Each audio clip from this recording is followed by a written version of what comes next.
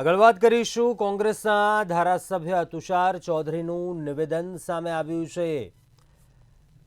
ગાંધીનગરથી આ સમાચાર। કોંગ્રેસના ધારાસભ્યએ નિવેદન આપ્યું। મહાત્મા મંદિરના ભાડા વસૂલાત મુદ્દે તુષાર ચૌધરીનું નિવેદન। આજે પણ મહાત્મા મંદિરના ઉપયોગ બાદ ભાડા વસૂલવાના બાકી।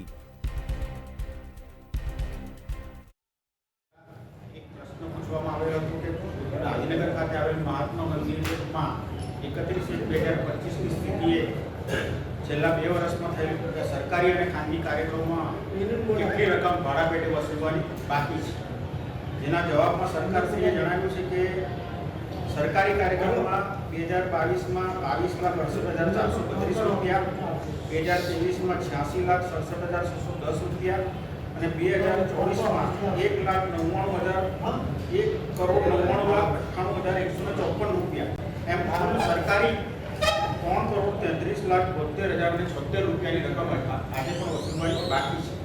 અને ખાનગી કાર્યક્રમ પેટે 2024માં એક કાર્યક્રમ થયો હતો, એના 24,37,880 રૂપિયા પણ વસૂલવાના બાકી છે।